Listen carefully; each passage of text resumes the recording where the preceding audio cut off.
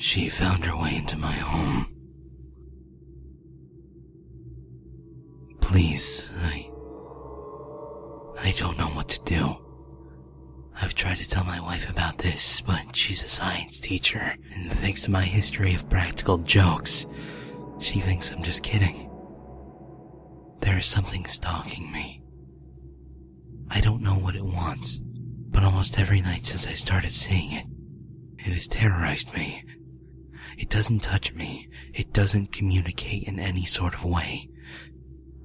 It just fills me with horror.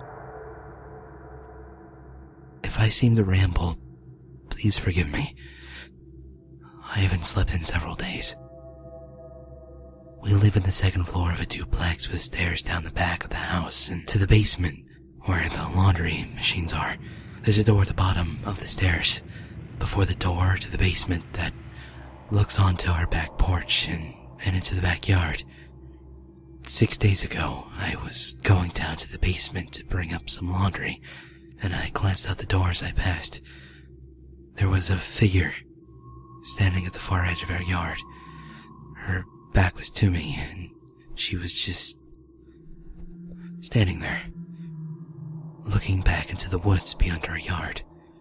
She was dressed in nothing but a light gown, and had lots of flowing material coming off that was whipping around in the air slowly. The whole scene creeped me out instantly, but I thought she might be a friend of our downstairs neighbor, so I continued to the basement. When I came back up, she wasn't there. The next night I went down again, and as I passed the back door, I looked outside. The woman was back. She was exactly like she was the night before, facing away, not moving. The hair on my arms and neck stood up straight when I saw her. I was even more creeped out when I realized she was wearing the same clothes the night before. That's when I did something I shouldn't have. I opened the back door. Leaning out, I called to see if she was okay. She didn't respond.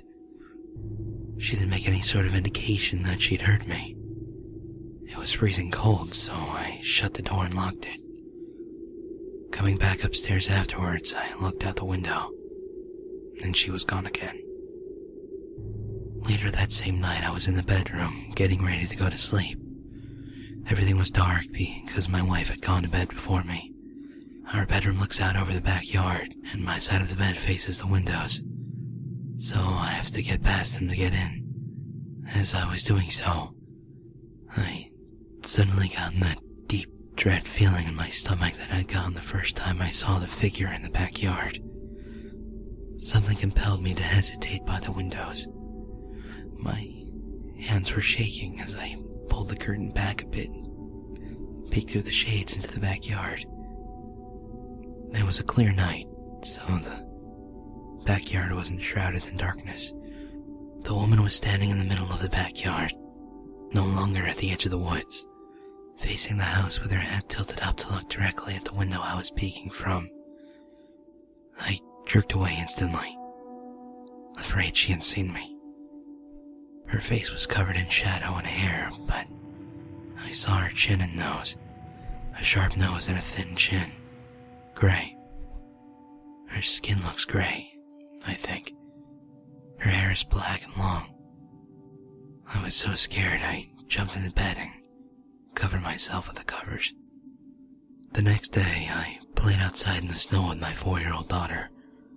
She wanted me to pull her on the sled in the backyard, but just the thought of going back there made me scared again. So I talked her into digging holes in the snow in the front yard. That night, things went from bad to worse. Somehow, I'd managed to forget about the woman. Then, in the middle of the night, my daughter started crying. Our bedroom is across the hall from hers.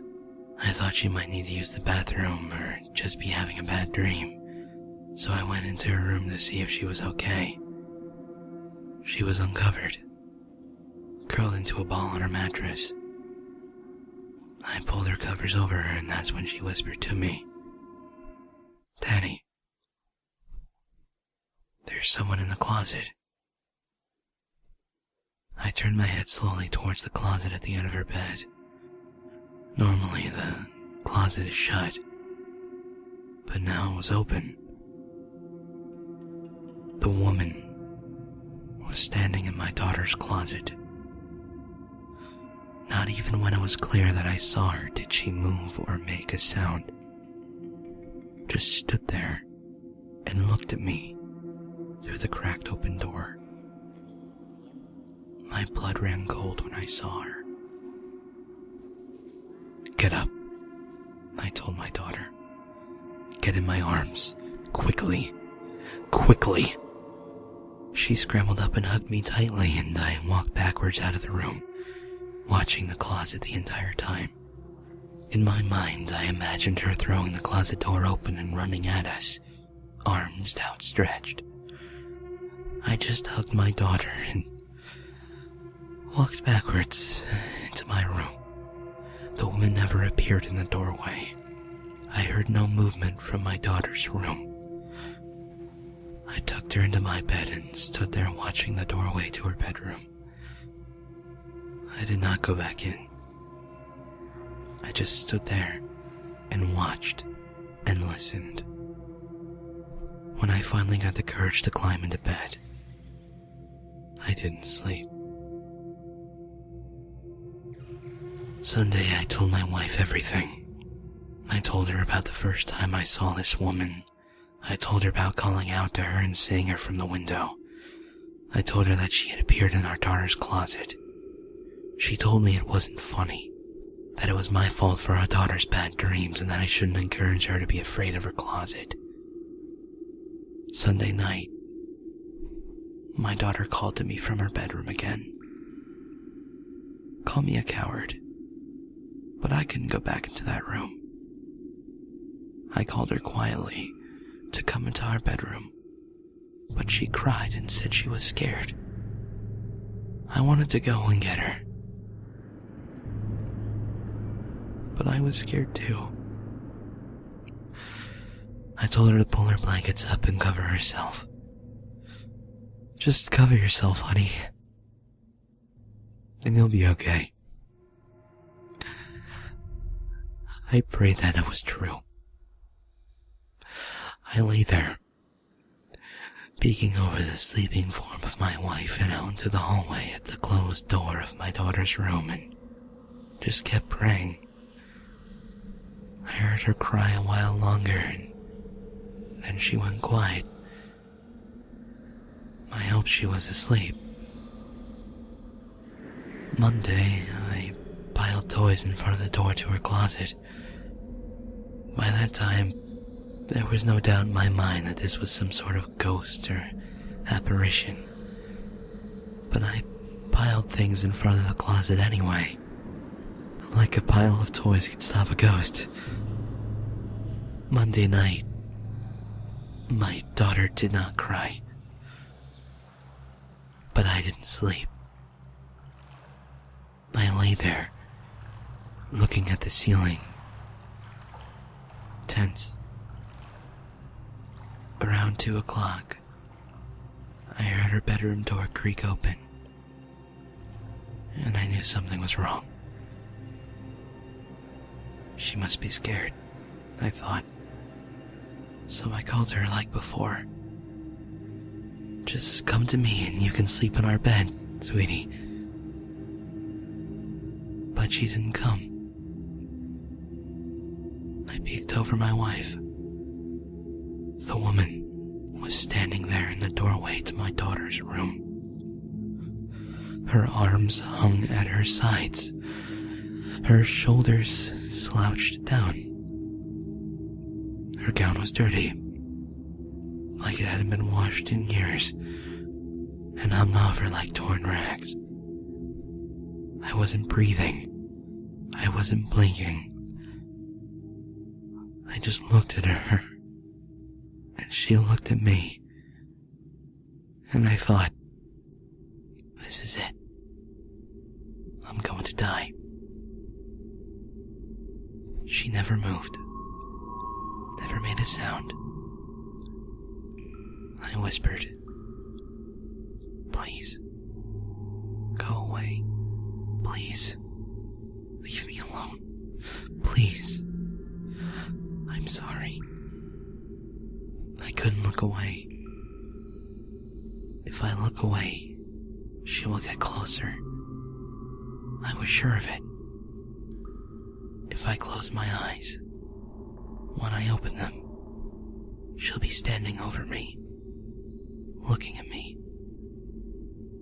At some point, she was gone. It's like I fell asleep with my eyes open. I don't remember her disappearing. Just that I was looking at the doorway and she wasn't there anymore. Last night, I lay awake, waiting. I asked my wife to shut her bedroom door because the nightlight in the hallway was keeping me awake. It was stupid. I don't know what I was thinking. Like clockwork, I heard my daughter's bedroom door creak open. I held my breath. Then I heard the floorboards in the hallway creaking and I started shaking uncontrollably.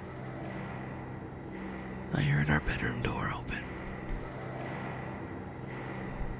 And I knew she was standing there, in the doorway, not moving,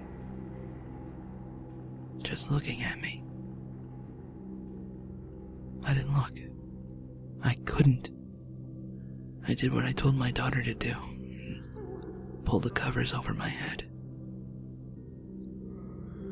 I'm a complete mess. A zombie at work. I don't want to go home anymore. I think I see the woman in other places. I glance while driving and I think she's sitting in the passenger seat of the truck behind me, or standing down the street as I drive off. Just sitting here at my desk, someone passes by behind me and I jump. I'm afraid that if I turn around, she'll be there, waiting for me to look at her. And what if I saw her face? I don't want to see it. I don't want to see her anymore. But I don't know what to do. The only hope I feel is that, for unrelated reasons, my wife is talking about moving, but her lease isn't up until May. I don't know if I can hold out that long.